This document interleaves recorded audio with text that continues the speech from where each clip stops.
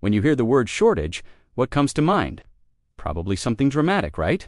Empty store shelves, exhausted mines, trucks that never arrive. But history teaches us a fascinating lesson. The most powerful shortages rarely look like that. They aren't born from disappearance. They're born from structure. And silver is one of the clearest examples I've ever studied. As a historian, I find silver absolutely captivating. Not because it vanishes, but because it exposes how our modern markets actually function just beneath the surface.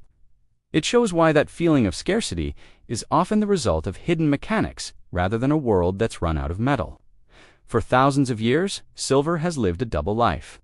It was both money and a material. Civilizations understood this instinctively. Roman soldiers were paid in silver. Islamic trade routes measured their vast wealth in silver.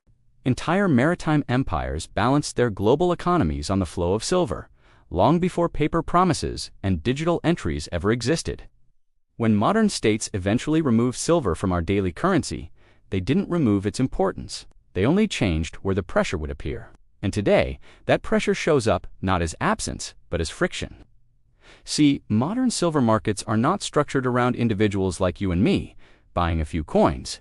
They're built for industrial consumption, massive institutional trading, and the settlement of complex derivative contracts. This is where the confusion really begins. The price you see on your screen reflects contracts, agreements, and future delivery obligations, not the immediate availability of physical metal you can hold in your hand. So, when demand for physical silver suddenly surges, the system doesn't just break, it resists. And that resistance feels exactly like a shortage, even when the metal still exists in vaults, warehouses, and throughout the supply chain. One of the key hidden mechanics behind this is time. Most silver supply chains are slow by design. Expanding a mine can take years. Refining capacity can't just double overnight. Mints that produce physical coins and bars operate under a fixed maximum output. But modern demand, it can surge in a matter of days. When that happens, the imbalance isn't about the total amount of silver in the earth. It's about the mismatch between the speed of demand and the structure of supply.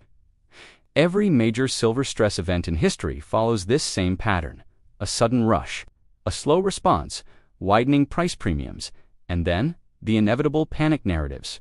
Another hidden mechanism is that silver, unlike gold, gets used up. A huge portion of the silver mined each year is consumed in electronics, medicine, solar energy, and countless other industries. Once it's used, it's not easily recovered. This means that part of the supply permanently exits circulation. This layer of industrial consumption didn't exist at this scale in earlier monetary eras, which makes modern silver dynamics fundamentally different. Today, investment demand is in direct competition with industrial necessity, and history shows that when strategic materials become both monetary symbols and industrial inputs, priorities inevitably collide. Then there's the separation between physical and paper silver. This is a topic that's often misunderstood and sometimes exaggerated, but it is very real. Modern pricing relies heavily on futures contracts and large-scale institutional trading in London and New York. Meanwhile, physical silver trades in its own parallel markets with its own logistics, storage, and insurance costs. During calm periods, these two worlds stay pretty well aligned, but under stress, they diverge. That divergence is what produces headlines about shortages. It's not because the markets are empty, but because getting the metal delivered becomes selective, expensive, and slow. This isn't new, by the way. This same dynamic has appeared before, not just in silver, but in oil, grain, and currencies throughout history. Banks are often blamed in these moments, yet their role is frequently misunderstood. Most large banks are not retail silver sellers. They never were. Instead, they interact with silver through financing, clearing trades, leasing metal, and hedging risk. When market conditions tighten, their priority shifts from facilitation to risk management. That natural protective shift can reduce liquidity, amplify volatility, and indirectly contribute to the feeling that silver is disappearing.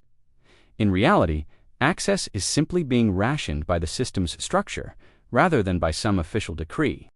A historian also notices that silver shortages tend to accelerate when trust weakens, not when the metal itself changes. This is critical. People don't rush toward silver just because they love the metal. They rush toward it because something else feels unstable: their currency, their purchasing power, government policy, or the institutions they once relied on. When enough people act on that instinct at the same time, the smallest logistical bottlenecks become emotionally amplified. Suddenly, a simple delivery slowdown is interpreted as a systemic failure. History is full of examples where fear moved much, much faster than facts. There's also a geographic illusion at work. Silver doesn't just disappear globally all at once. It moves. Shortages are often regional, localized, and temporary. But our modern, instant communication erases that nuance. A delay in one market can become a global crisis narrative overnight. Yet silver has always flowed unevenly. Centuries ago, Spanish silver flooded Europe, while Asia was starving for it and absorbed it all. Modern trade routes behave in a similar way. Scarcity in one place often masks a surplus in another, held up by contracts, storage agreements, or transport frictions. What makes this era unique is transparency without comprehension. Data flows faster than our ability to understand it. People see charts of warehouse withdrawals, inventory levels, and trading volumes without context, and they conclude that a collapse is imminent. But often, the system is behaving exactly as it was designed to. It's prioritizing large institutional obligations first, slowing down retail delivery second, and preserving the stability of the core financial system above all else. Whether you like that design or not, it's consistent with how centralized market systems have operated since antiquity. So, the hidden mechanics behind silver shortages are not conspiracies or countdowns to zero. They are structural features: time lags, industrial demand, the dual pricing of paper, and physical and institutional prioritization. History teaches us that these features don't produce a permanent absence of silver, but they do create periodic stress. And those stress periods feel so dramatic precisely because they reveal how dependent our modern markets are on smooth, predictable operation. Silver becomes visible during times of stress because it sits at the powerful intersection of trust and utility. Each time our confidence in the broader system wavers, people rediscover this ancient metal. And each time, the system strains to accommodate that sudden rediscovery. This is why silver shortages seem to come and go across centuries without ever truly being resolved. They are signals, not endpoints. They are markers of tension, not signs of disappearance. And that is the hidden point. Silver shortages are like mirrors. They don't tell us that silver is running out. They tell us that our systems are under pressure. And history shows that understanding that crucial difference matters far more than reacting emotionally to the word shortage itself. Thanks for watching. If you found this perspective valuable, consider subscribing for more deep dives into how our world really works.